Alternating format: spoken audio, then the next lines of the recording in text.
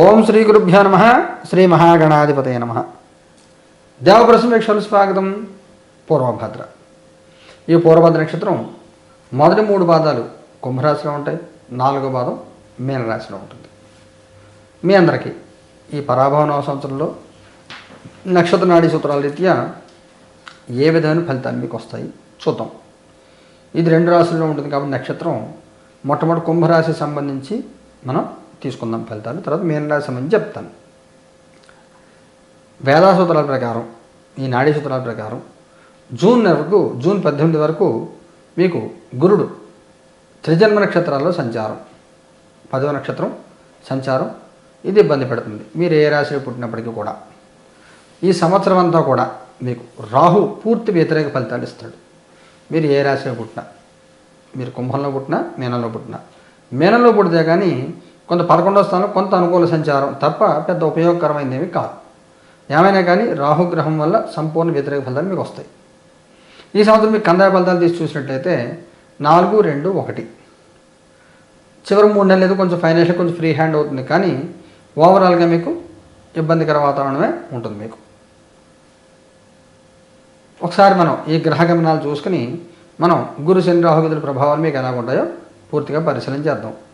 ఈ సంవత్సరం గురుగ్రహాన్ని తీసుకుని చూసినట్లయితే ఈ సంవత్సరం గురుడు పునర్వసు, పుష్యమి, ఆశ్లేష, తర్వాత మఖ, మళ్ళీ ఆశ్లేష సంచారం. ఈ క్రమంలో గురుడు మీకు పునర్వసు నక్షత్రంలో సంచారం చేసే సమయంలో కొంత ఇబ్బంది పెడతాడు. ఎలాగా? కుంభరాశి వారికి 5వ స్థానంలో సంచారం, అంటే పూర్వభద్ర నక్షత్రం ముందు మనం మాట్లాడుతున్నాం. మీనంలో పుట్టిన వాళ్ళకి 4వ స్థానంలో సంచారం. తర్వాత జూన్ 2 తర్వాత గురుడు రాశి మారిన తర్వాత, అంటే జూన్ 2 వరకు కుంభంలో పుట్టిన పూర్వభద్రుడు గురుగ్రహం కొంత అనుకూల సంచారం, నక్షత్రరీత్యా వ్యాధి ఉన్నప్పటికి కూడా శ్రమతో కూడిన ప్రయాణాలు. అలాగే మళ్ళీ మీకు అక్టోబర్ 31 నుంచి 24 వరకు అనుకూల సంచారం. ఈ సమయంలో ఎవరు కుంభరాశిలో పుట్టిన వాళ్ళకి పూర్వభద్ర 1, 2, 3 పాదాల వాళ్ళకి బిట్వీన్ అక్టోబర్ 31 నుంచి జనవరి 24 మధ్యలో వివాహం జరిగే అవకాశం, చాలా కలిసి పెళ్లి కోసం వెయిట్ చేస్తున్నట్లయితే వివాహం జరిగే అవకాశం ఉంటుంది.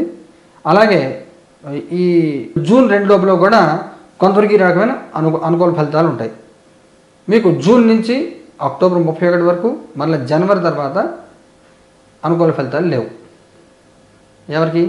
కుంభరాశిలో పుట్టిన వాళ్ళకి. అదే మీన రాశిలో పూర్వభద్ర 4వ పాదం వారికి జూన్ నుంచి అక్టోబర్ వరకు, మళ్ళీ జనవరి తర్వాత ఉగాది దాకా అనుకూల ఫలితాలు, వివాహం నుండి శుభకార్యాలు జరిగే అవకాశాలు ఉంటాయి. పూర్వభద్ర 4 పాదాల వాళ్ళకి కూడా రాశిరీత్యా సమయాలు మారుతాయి, అటు ఇటు 6 నెలల వీరికి 6 నెలల వారికి అనుకూలంగా ఉంటుంది. ఇక ఏలినాటి శని ప్రభావం ఇద్దరికీ ఉంది, ఇద్దరిది శని ప్రభావం ఒకటే. పూర్వభద్ర 4వ పాదం మీన రాశిలో ఉంటే వాళ్ళకి జన్మరాశి శనిగ్రహ సంచారం, కుంభరాశిలో వాళ్ళకి 2వ స్థానంలో సంచారం. అందువల్ల శని ప్రభావం ఏదైతే ఉంటుందో ఇద్దరికీ దాదాపుగా సరి సమానంగానే ఉంటుంది.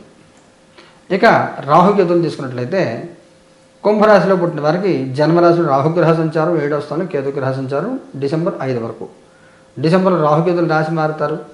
మరి కుంభాన్ని 12వ స్థానంలో రాహు సంచారం, 6వ స్థానంలో కేతుగ్రహ సంచారం.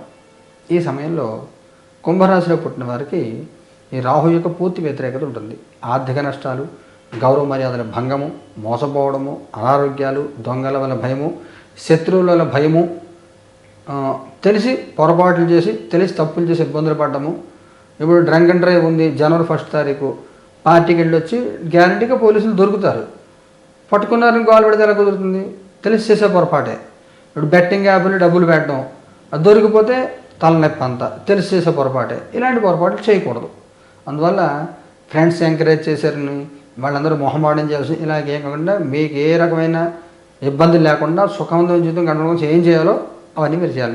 మీ వెల్ఫేర్, మీ ఫ్యామిలీ వెల్ఫేర్ కోసం ఏం చేయాలో అవన్నీ మీరు చేసుకోవాలి. కుంభరాశిలో పుట్టిన మీన రాశిలో పుట్టిన వారికి డిసెంబర్ 5 తర్వాత ఈ రాహు సంచారం కొంత సపోర్ట్ చేస్తుంది, కానీ నక్షత్ర గోచార రీత్యా ఈ ధనిష్ట శతభిషం రెండింటిలో సంచారం ఉంది కాబట్టి మిమ్మల్ని ఇబ్బందులకు శాతం అయితే మీకు ఉంటుంది. మీరు ఈ రాహుకి సంపూర్ణ పరిహారం చేసుకోవాలి, శనికి కూడా సంపూర్ణ పరిహారం చేసుకోవాలి. వ్యక్తిగతంగా చేసుకోండి మంచిది. వ్యక్తిగతంగా మీరు చేసుకోవాలన్నట్లయితే మన దేవప్రసన్న కార్యాలయంలో ఈ నవగ్రహ నక్షత్ర పరిహారం 4 నిమిషాలు జరుగుతుంది, దాంట్లో మీరు పాల్గొనొచ్చు. మీరు శనిగ్రహానికి కాలభైరవ అష్టకం చదువుకోండి, మటుకు భైరవ మంత్రం జపం చేసుకోండి. మీరు హైదరాబాద్ చుట్టుపక్కల ప్రాంతంలో ఉంటే మీరు రండి, వేరే ఊళ్ళో ఉన్నా కానీ నా ఫోన్ చేసి అపాయింట్మెంట్ తీసుకొస్తే మీకు వడుగు భైరవ మంత్రం మీకు చెప్తాను, జపం చేసుకోండి. ఎలాంటి ఇబ్బందులు ఆపదలు లేకుండా మీరు కాపాడబడతారు. ఈ మంత్రోపదేశం కోసం ఎలాంటి డబ్బు తీసుకొని మీరు మంత్రం జపం చేసుకోవడమే నాకు ఇచ్చే ఫీజు. మీరు బాగుండాలి, మీరందరూ కూడా. మళ్ళీ చెప్తున్నాను, ఆర్థికమైన నష్టాలు, మోసపోవడము, అనారోగ్యాలు ఇవన్నీ ఇబ్బంది పడే అవకాశం ఉంటుంది. మీ పర్సనల్ జాతకం కూడా చూపించుకొని ఏమైనా పరిహారాలు అవి ఇవి చేయించుకోండి. మీకు ముఖ్యంగా మీకు కేతు మహాదశ నడుస్తుందా, శుక్ర మహాదశ నడుస్తుందా చూసుకోండి. ఆ దశలో ఉన్న వాళ్ళకి ఇబ్బందులకు తీవ్రతగా కొంచెం ఎక్కువ ఉండే అవకాశం ఉంటుంది. మీ జాతకం కూడా పరిశీలన చేసి చూసుకుని నిర్ణయాలు తీసుకోండి. ఆర్థిక పెట్టుబడి విషయాల్లో కానీ, అప్పుల విషయాల్లో కానీ, ఆస్తుల పంపకాలు, business separation, joint venture start చేయడము, ఇలాంటివి ఏవైతే ఉంటాయో అవి 1-2 సార్లు ఆలోచించి దాని ప్రభావం ఎంతకాలం ఉండదు మీ మీద, ఏ రకంగా మీరు మేనేజ్ చేయగలుగుతారో చూసుకుని నిర్ణయాలు తీసుకోవాలి తప్ప తొందరపడి చేస్తే మాత్రం ఇబ్బందులు పడే అవకాశం ఆర్థికంగా, ఆరోగ్యంగా, శారీరకంగా, మానసికంగా అన్నీ కూడా ఉంటాయి. దుర్గాదేవి ఆరాధన చేసుకోండి, శివారాధన చేసుకోండి, ఇబ్బందులు తగ్గితే మీకు శుభం పోయాదు.